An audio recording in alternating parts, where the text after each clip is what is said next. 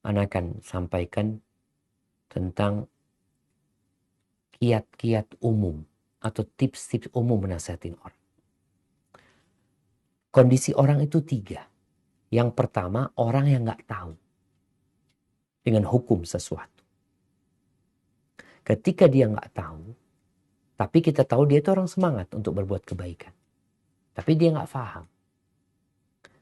Orang itu hanya perlu dikasih tahu. Sampaikan, Bang, Mas, ini loh.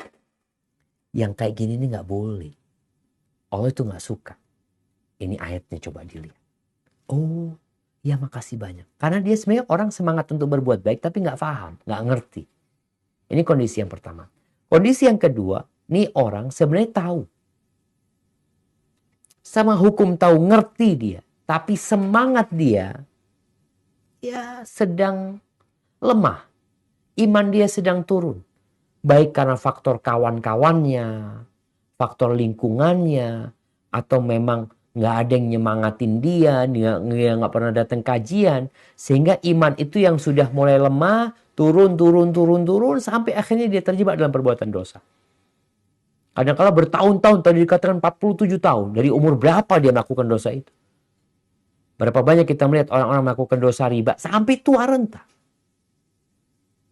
Maka di sini, ketika orang ini belum tahu hukum, kita kasih tahu hukum. Ketika dia tahu hukum, tinggal bagaimana menyemangatin dia. Kadang-kala kan dia takut, anak takut kalau keluar nanti di mana, makan di mana, kerja di mana. Di sini kita berusaha untuk memberikan semangat kepada dia. Kita ceritakan kepada dia tentang perjuangan para sahabat yang hijrah, meninggalkan keluarganya, rumahnya, negerinya, pulang nggak punya, berangkat ke Madinah nggak punya apa-apa, tidur di masjid. Maka di sini kita perlu nyemangatin dia.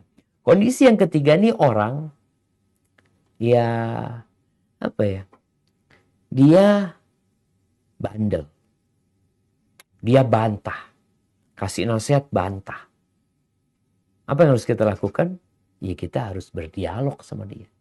Jadi kalau yang pertama cukup dikasih tahu, kalau yang kedua itu perlu dimotivasi, kasih cerita macam-macam. Kalau kondisi yang ketiga yang bantah, ini perlu dialog. Karena dia mungkin punya ilmu, dia punya pandangan. Kalau bicara riba, enggak, kata Ustaz, karena enggak apa-apa, ini itu. Nah di sini antum perlu punya ilmu lagi untuk dialog sama dia. Cari waktu yang tepat, kemudian tempat yang tepat, dan akhlak yang baik dalam berdialog. Hada wallahu